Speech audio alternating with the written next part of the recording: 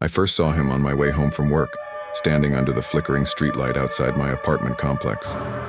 He was tall, unnaturally thin, and wore a suit that looked slightly too small. The fabric stretched tight over his bony frame. But it was his smile that unsettled me. It was too wide, stretched beyond what a normal face should allow, exposing rows of perfectly white teeth. At first, I thought he was just some weirdo, maybe high on something. I hurried inside, locking the door behind me, but when I peeked through my blinds, he was still there, standing completely still, his empty eyes staring right at my window. That was the first night. The next morning, he was gone, and I convinced myself it was just a creepy encounter. Maybe a hallucination from exhaustion. But that evening, as I walked up to my building, my stomach dropped. He was there again, same spot, same eerie smile. He didn't move, didn't blink, just stood there as if waiting. His grin never faded, his body impossibly still. The way he stared made my skin crawl. I refused to look at him as I rushed inside. But that night, as I lay in bed, I heard scratching, slow, deliberate, coming from my front door. My breath caught in my throat.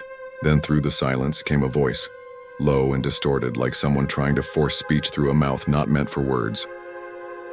"Let me in." I didn't move. I didn't breathe. My entire body locked in terror. Then the doorknob rattled. My heart hammered so hard I thought it would burst. I grabbed my phone and dialed 911, whispering into the receiver, my voice barely working. The operator told me to stay calm, that officers were on their way. The rattling stopped. The scratching ceased. But the air in the room felt heavy, suffocating. When the police arrived, they found nothing. No footprints, no signs of forced entry, just the lingering feeling of being watched. The officers exchanged glances, clearly doubting me, but promised to patrol the area. I didn't sleep that night.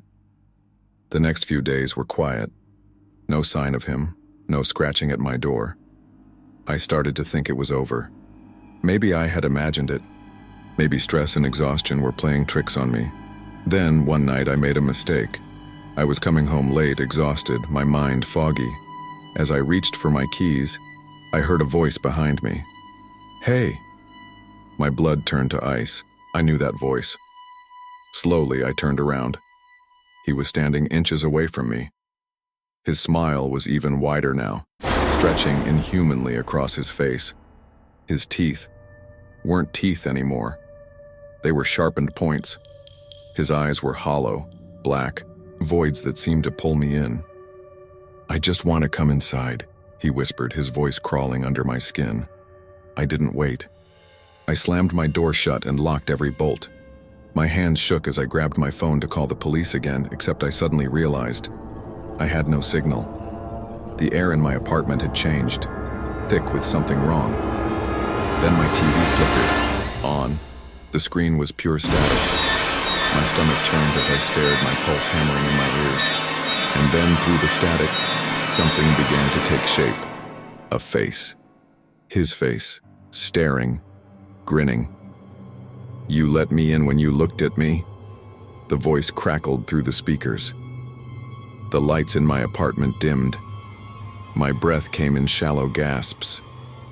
A shadow passed outside my window. I wanted to run, to escape, but my body wouldn't move. And then from inside my apartment, I heard my closet door creak open.